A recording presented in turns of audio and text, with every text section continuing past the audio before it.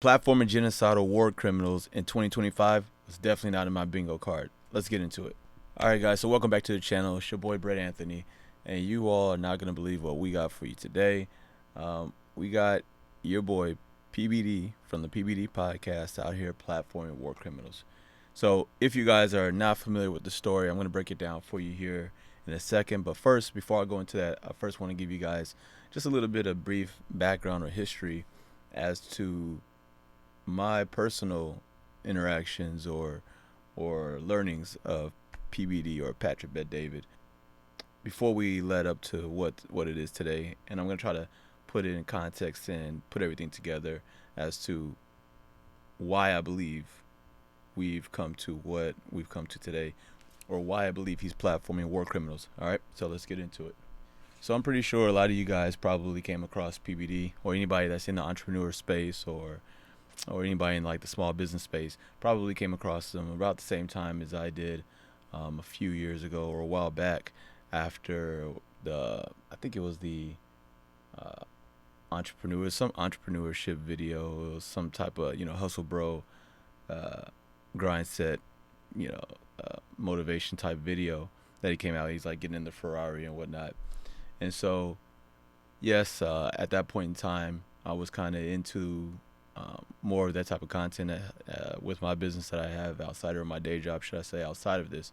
And so I started following for more business advice. So I started following and listening to the Valuetainment channel just to get some business advice and stuff like that. And honestly, it was all right. It's pretty good content. It was pretty good information that could be applicable in business. I did use some of that as far as when it comes to sales. I've been in sales for a long time.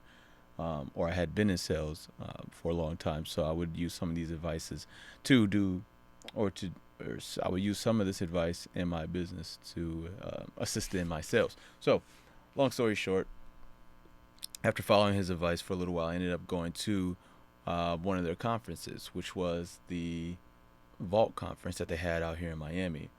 It was pretty interesting at the time. Like I said, I was still in the hustle grind set, like burning yourself out type of culture, before I realized all that is pointless, but that's beside the point. So after getting tied up into this hustle bro culture and going to the PBD Vault conference, or the conference that Patrick Bet David hosts in South Florida every year, I went the first year, and I noticed that it was a kind of common theme that everybody was just trying to hustle everybody at the end of the day. And one of the things that stood out to me was that he was saying that at that conference that he doesn't do this to generate money, which couldn't be anything furthest from the truth, but we'll get to that later. But the vibes there, it was cool, but it was kind of like, it was giving, who was it?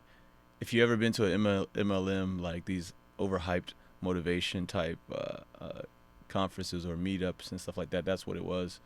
And so I didn't know about the whole MLM business until later, until another business until dealing with another one of these groups where pretty much they just try to get students or people in to exploit them. And essentially that's kind of exactly what the Volt conference is for, is to try to get people into Pat's quote unquote inner circle, which you pay to be a part of, to be able to get, I guess, business advice and information, but you are paying a pretty penny to do so, which with zero guarantees of any type of return or long-term investment. And is in the moment, the way these groups most of the time work out, these mastermind groups and stuff like that, the moment you stop paying is the moment that they don't give a fuck about you and they kick you out, to kick you to the side, and they don't care about this wholesome advice that they were acting like they were trying to be so benevolent to give to you. But anyways, once I found out, or how I found out that PBD was a scammer, I started researching things online, because a lot of things weren't aligning up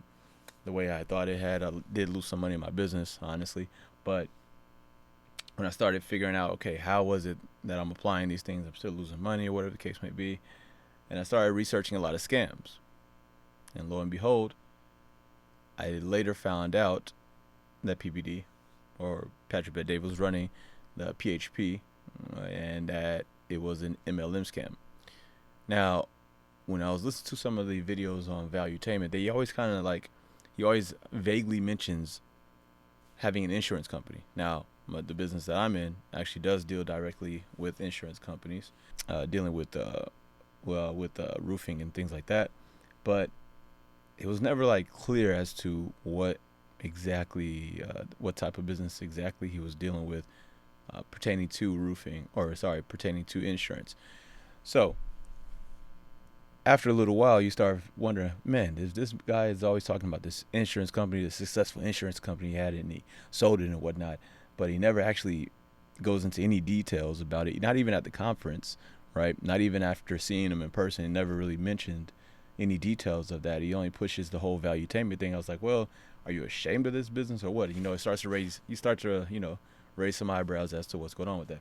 So when I started doing some research into some MLMs and some of these scams, or figuring out how some of these inner circles and these mastermind groups and these coaching programs, which was blowing up around the pandemic time, started doing a lot more research. And this wasn't my first time running into MLMs. I had run into MLMs long before this whole, I would say probably the first time would be probably around 2012, right around the first time. I think the first time was actually when I used to live in Tennessee, but that's beside the point.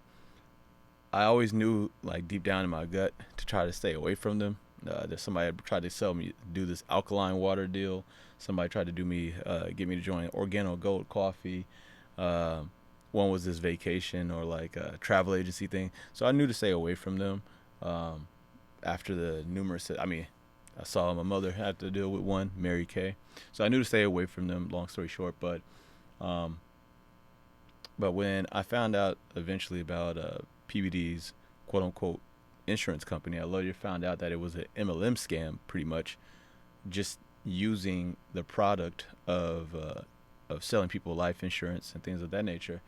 Yeah, I knew that this wasn't anybody that I wanted to be taking any advice from. At the end of the day, I detest and despise scammers, especially these types of scammers that try to make themselves look like honest businessmen when all they're trying to do is just get over on people. So yeah, this is not my type of individual. So yeah, that I quickly stopped following, stopped listening to any of the podcasts. On top of that, I did notice that on the podcast, I did notice a pretty obvious shift in the content, that it was going from business advice and business things to just straight up right-wing propaganda.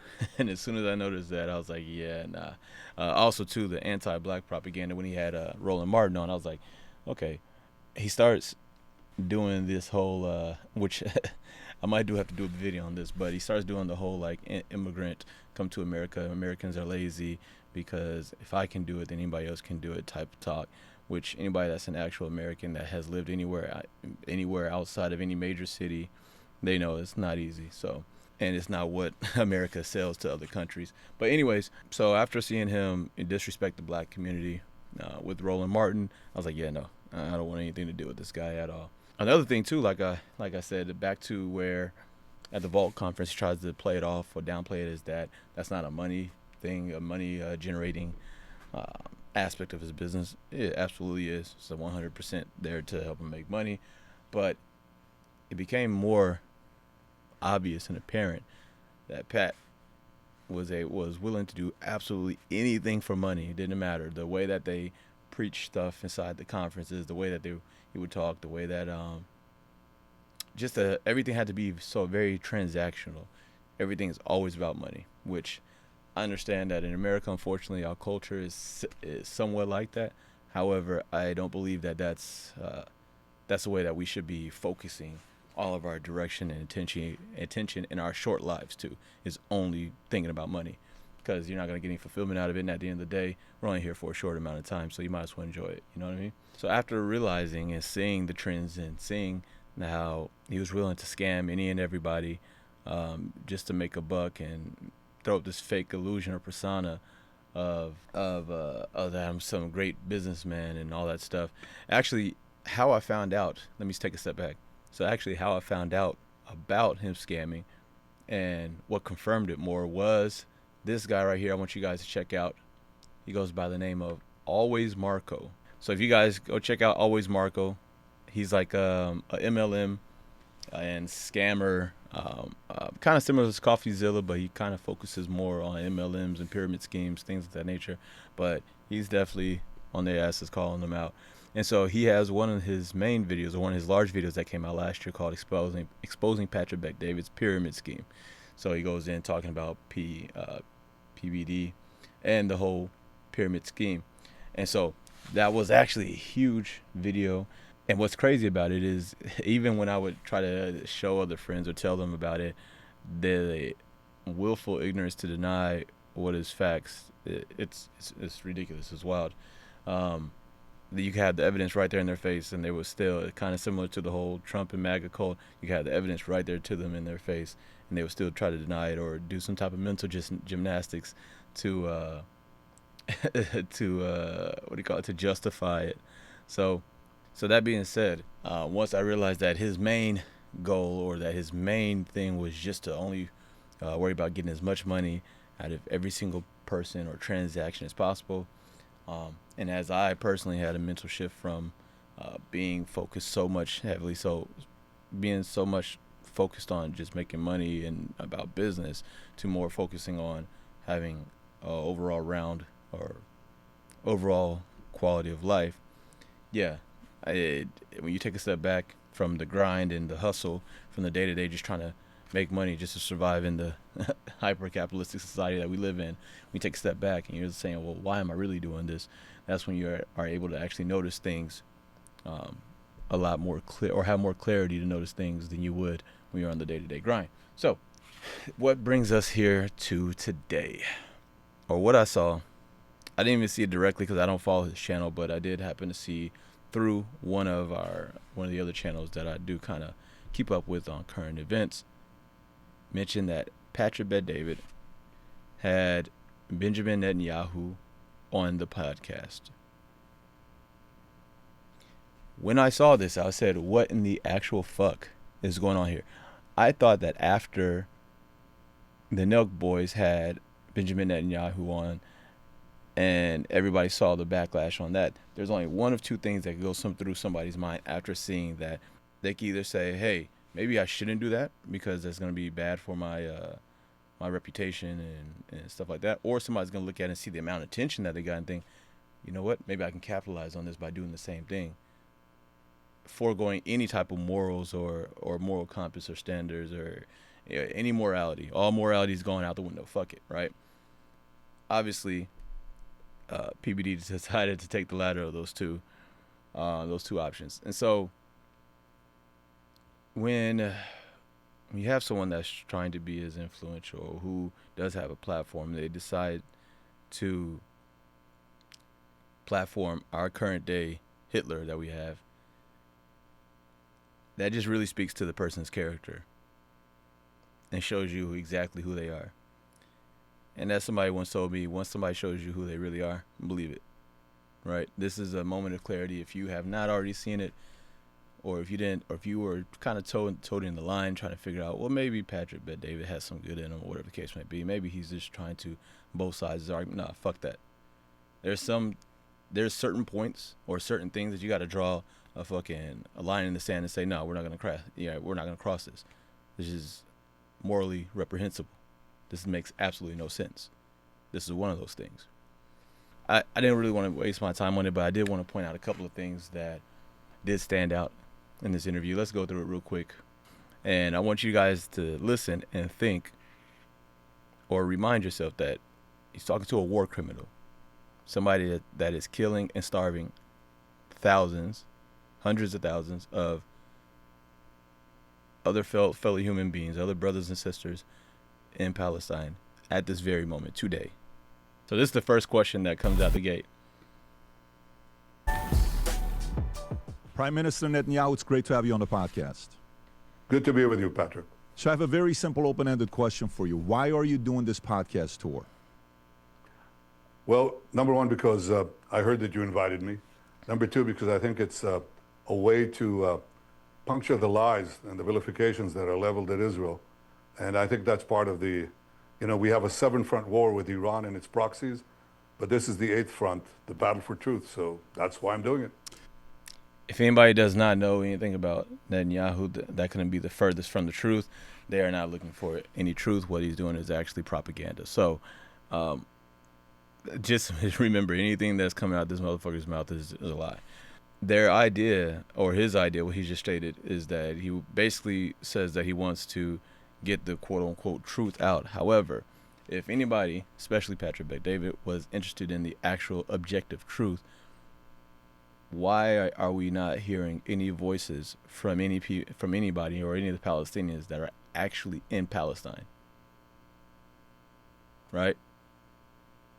If you are only talking to someone that has shown clear aggression and not going with what Western propaganda media tells you, but if you are actually able to see the actual damage that's being done and look at the parallels between a giant using the U.S. To back them in their genocide, if you're not able to look at that objectively and see that, hey, this is what's going on, this is wrong, and maybe I should speak to the people that are having something done to them, then that means you have absolutely no morals, none whatsoever. You know, it's interesting when you say that, because when we look at a couple numbers, if we think about the Pew Research that came out a couple months ago on the unfavorability rate of Israel, they have you 24 out of 5. If I look at the number, Rob, I don't know if you have it to pull it up. If you look at the numbers, you would see the 24 country medium is 62 to 29 being favorable. Why do you think so many countries are unfavorable of Israel today?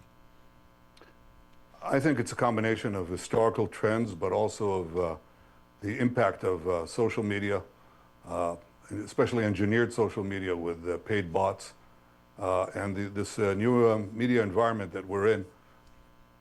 So you heard that right.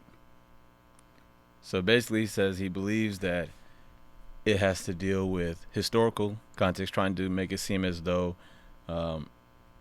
that people have always the whole woe is me Israel thing. I don't have anything against any Israelis or Jewish people. From what I've learned, is primarily Zionist, or the Zionist movement is what the issue is.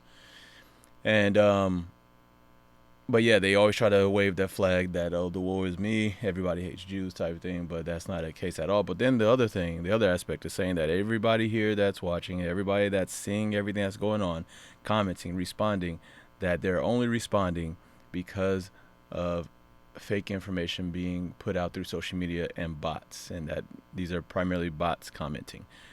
I don't know if you can tell, but I mean, I'm an actual human being, flesh and bone, you know, and I'm commenting about this. This has driven me to comment about this. And as I can see, as far as I can tell, I'm not a bot. So it has built-in parameters that really take their toll. So we're aware of that. But I think the most important thing is that for democracies to fight wars, they should be as short as possible. And my way of combating the PR war is by winning the ground war and winning it quickly. The quicker you win it, the better you'll come out of this assault. So why do you think this has taken so long? Because if you think of a part of it, when you think about there's, especially in America, there's 3 different types of people on social media right now in America that... Really? Out of all the questions you can ask this guy, the first thing you think about asking is, why is this genocide taking so long? How insensitive and how, oh my God, how insensitive do you have to be to ask such a dumbass question like this? What are we doing here? Like, really? Come on. Follow you. One, they fully believe you're committing a genocide right now. They're part of the community that's thinking they compare you to some dictators, some terrible leaders in the past, many names you've heard of before. Some of them are blindly supportive of what you're doing, but there's the other community that's almost a little bit burned out, that's wanting this story to end. Obviously, it's tragic. You know, we're seeing what's going on. We're seeing all the stories, but why do you think this is taking longer than it's taking? Well, I don't think it's taken longer than it's taking. Look at what we had to fight. We were attacked viciously by the most savage attack on the Jewish people since the Holocaust. That's by Hamas on October 7th. All right, we come here with more propaganda. If you notice that he says we were attacked viciously by savages, right? The way he uses the word, let me make sure I had this correct.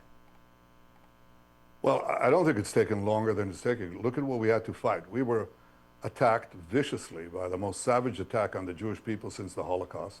That's by Hamas on October 7th. I said on the second day of the war when Hezbollah joined the fray, I said we're going to change the face of the Middle East because it was clear to me, and it may be clear to you too, that we're fighting the Iran axis. Without Iran, I would say that all the axes, all the proxies collapse. Hezbollah collapses, Hamas collapses, Assad collapses, and so on. So it was clear to me that we had to topple the Iran axis and not just deal with Hamas. And what happened following that was that we went in, Hamas is in its last breath. We haven't finished it yet, but we crippled Hamas. Then we went and finished off Hezbollah, took out Nasrallah. That led to the collapse of the Assad regime, whose armaments we destroyed. I'm gonna spare you guys the non-answer. So pretty much it's just a bunch of bullshit talking about how you need to attack all these other people because Arabs are scary and that they're gonna attack us one day. Yeah, that's not how the real world works, or that's not how. He gave a non-answer and tried to say that genocide or that the genocide they're committing is not taking this long, and they also try to dehumanize as much as possible not only just the Palestinian people but Arab people in general. It's the same way that white supremacy works here in the United States, where back in the day and still to this day the media always tries to portray black people in a negative light to make it seem as though black people are the ones that are the most vicious on the face of the earth. Let the Western media tell it, though. All right, let's get back into it. The Syrian army's armaments, really finishing off Hamas. We can't have those monsters. All right, so check this out. I didn't go through this, like I said before. I'm going through this now. I didn't go through the whole thing. I didn't want to, honestly. Now, I want to spare you guys from needing to go through this entire interview. However, I do want to point out one of the key factors or one of the key things that keeps getting brought up or mentioning here. Listen to the way that he dehumanizes and talks or describes Palestinian people.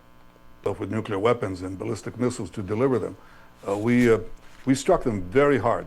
So when you fight these four fronts, and there are another three, by the way, that I haven't mentioned, when you're doing that, a small country, it takes time. But I think we're approaching the final leg, and that's really finishing off Hamas. We can't have those monsters at spitting distance from Tel Aviv and our communities, and we're going to finish it. So keep in mind when he says we need to finish off these monsters and Hamas is now they're using it as a euphemism for the Palestinian people, just like the same way if you hear DEI or thugs or whatever the case may be, that's also a euphemism that white people use to describe black people.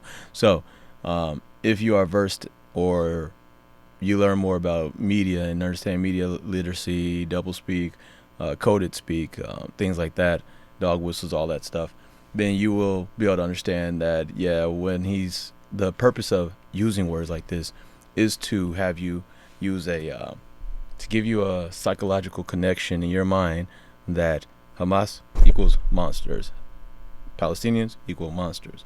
If I'm supporting them, then I'm supporting monsters. So when you dehumanize them, if you see a certain amount of them get killed or being on the receiving end of said genocide, well, they're monsters, so it's okay, right?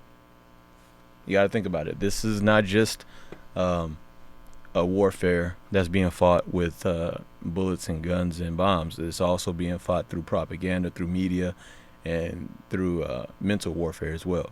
The same way that Hitler did with dehumanizing Jews, communists, socialists, anybody else that was against their movement. Same thing that the MAGA people and Donald Trump does is that they always try to dehumanize anybody else, like they're doing now with immigrants. They always try to dehumanize people so that you become socially conditioned to not view them as your fellow brother or sister or human in this whole human race that we are all a part of. So, unfortunately, it has worked in the past. It still is working today. It's something as old as time right now, but or as old as, I would say, conquering civilizations and empires. But yeah, but we got to make sure that we're aware of that, or cognizant of the fact that these types of psychological games are being played anytime you interact with a piece of media. But anyways, I'm gonna spare you guys the pain of going through this entire thing, but I do want to get to one important or key point that does come up in this. All right, so keep in mind, Benjamin Netanyahu is not going to be on anybody's podcast that's going to be able to ask them any fair and open questions or open-ended questions, or not. He's not going to get on with any real journalists that are going to have follow-up questions that are actually going to press them hard and force him to be able to show their contradictions. No, they're doing a PR stunt to try to get people to look favorably upon Israel at whole, so that they can continue their imperialistic genocidal efforts. But what truly disgusts me is this self-hating Arab here that we have called Patrick Bet David is going to ask a question that honestly could be the most disgusting thing I've ever seen dealing with this, and has definitely made me say, you know what, fuck this guy and the horse he came in on. Last question I have with you. This is the one challenge I personally have. My audience is not going to be that interested in this story except for people from my community. The Holocaust has been recognized by 193 different countries, right? Everybody around the world. And in some countries, if you denied, you could do jail time. Many countries, you can do jail time a year or 5 years. But for anybody that doesn't recognize Armenian Assyrian genocide, if there's any country that I would have expected to be on the list that recognized the Armenian and the Assyrian and the Greek genocide, it would be Israel. Why haven't you yet recognized the Armenian, Assyrian, and the Greek genocide that the Turkish did to that community? Really? My guy had really just asked him about recognizing the Armenian genocide. Now, obviously, that's terrible. We don't want to discredit anybody that is of Armenian background and their history. However, to have the nerve to ask somebody who is currently engaged in a genocide right now as we speak, and ask them about a past genocide, as if he's going to give you a true thought or a true answer, or a genuine answer, should I say. Like, he actually gives two flying fucks. Come on. Have you no self-respect? Come on now. This is fucking ridiculous. In fact, I think we have, because I think the Knesset passed a resolution to that effect.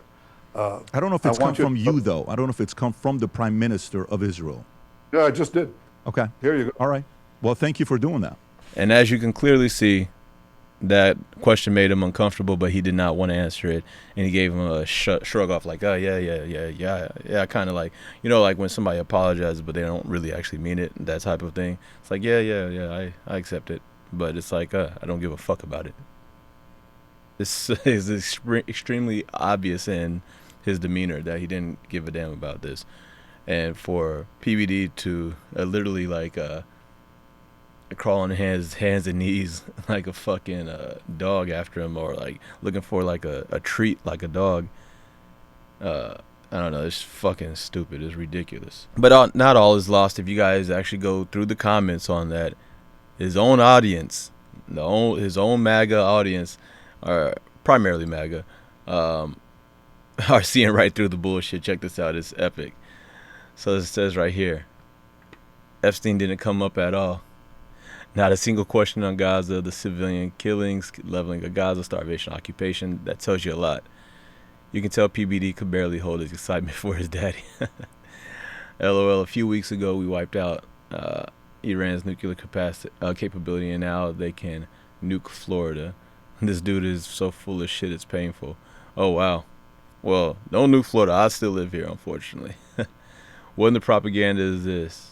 Most obvious damage control run of all time. PBD is propaganda. So yes, my faith in humanity is somewhat restored, seeing that. And what this comes down to is the simple fact that PBD is willing to do absolutely anything for money. Anything from scamming, struggling, or middle to lower income individuals who are just looking to try to make some type of money or income in a PB, whether it be in a pyramid scheme or MLM company in air quotes, to platforming a literal genocide war criminal that's happening in real time. I thought there was, you know how they say there's no such thing as bad PR or anything like that, but this is something that we cannot allow in our society. This is not something that we can be allowed to be normalized, and not everything is just content. As I forget the gentleman's name that spoke with the Nelk Boys, but as he pointed out, not everything is just content.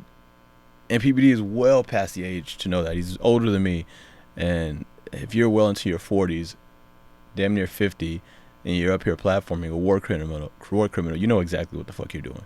There's zero excuse for this at all. And so, how to kill your integrity with one interview. What was pretty interesting was the next day, PBD gets onto his regular podcast with the whole crew and everything like that. And so obviously I have to discuss this and bring it up. And so I want to show you guys exactly how that conversation went. And yesterday, it was amazing when I sat with Prime Minister Bibi. I've never had so many friendly messages in my DM. Me too. And I wasn't even on it. I mean, they were giving me wishes for my family. They were hoping I... Take note how they're making light of the fact that he platformed a war criminal. This is not a joking matter. This is not a game. This is not something that you would make light of. I guarantee you, if that was Patrick Bet Davis' kids being involved in this genocide, that were getting murdered and getting killed, he would not think light of someone, or think highly of someone making light jokes about his family getting slaughtered in such a manner. Live a long time. Nothing that was about life and death or anything like that. Nothing. It was just a very logical, critical, I didn't like it, but you were fair. It was so much love that came out of it that was amazing. It was a love fest. You know what I got? What'd you get? Which was awesome. Let's hear it. Health advice, dieting advice. Yeah. One guy was like, eat crap, like for the rest of your life. And I was like, well, I mean, that's the part. You Guys, know, I have no clue you're by the talking way, about. I've never seen any mean messages no matter ever. what they say, Obviously, they're being satirical and making light of the rude, or in his opinion, rude, of the direct comments. Like, if you do something bad, if you are of this age and you do some dumbass shit that you know you shouldn't be doing, then yeah, you should be banished or you should be shamed. You should be clowned off the face of the earth. Fuck out of here. What are you talking about? Here's the difference. One side, if you criticize Israel, because I've done both in the last 12, 18 months, and trust me, I've housed a lot of people that they're not happy. You know, oh my God, no matter who's up there, one side wants to, you know, call you that you took money from Qatar and you did this. The other side wants to kill you. Okay, there's a big difference in the way of messaging. And it's the biggest filter when I go through commentary. Last night on X, I opened it up. I said, I'm going to go 30 minutes Q&A, ask me anything. That was and great. I went through You were it. very open with them. I was open with whatever you wanted to ask. Hey, did you get paid? Did you do this? Did you do that? We got a bunch of different people that were asking questions, and I responded to quite a few of them. I went for an hour. It was great talking to the guys about what it was like. We'll talk about today as well, maybe some of the things that... Pat, by the way, the I know audience- obviously you didn't get paid to do this, but life-changing money. Adam I did. has a Ferrari. I got a lot of money now. A Ferrari. By the way, here's what's crazy. I did an Uber By Lux the way, today.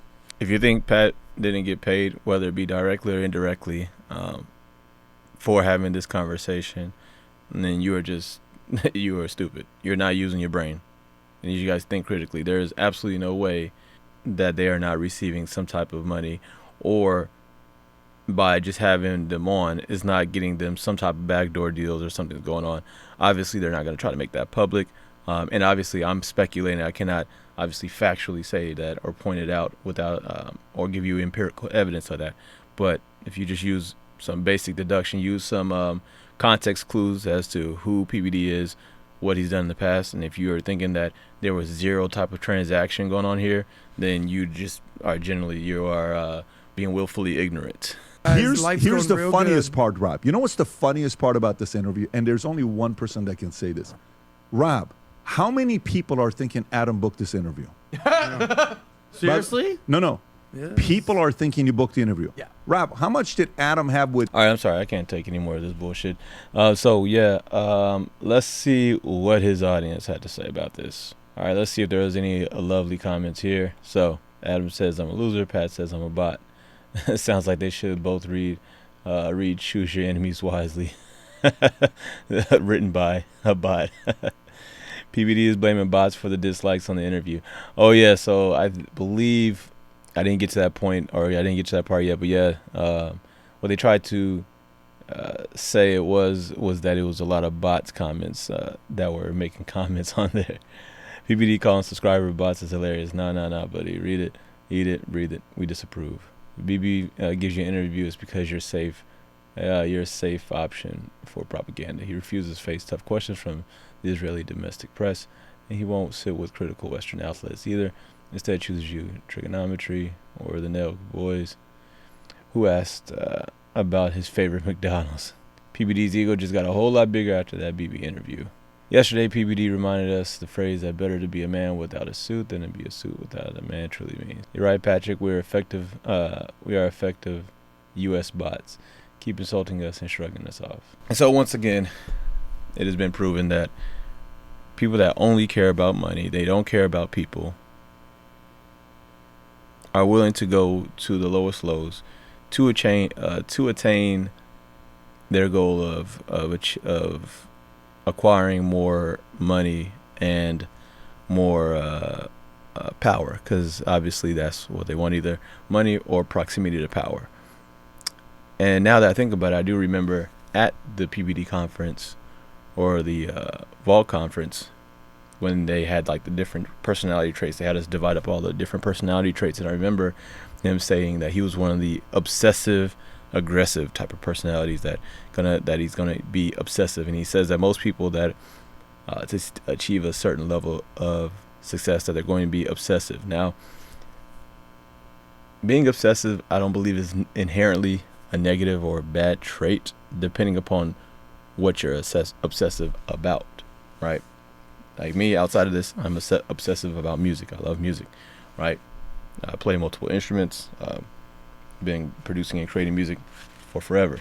However, if you are obsessive about money and power, well, that tends to lead to negative consequences or outcomes for the people around you in your circle and at large society, depending upon what positions you of power that you have and what level of influence and money that you have.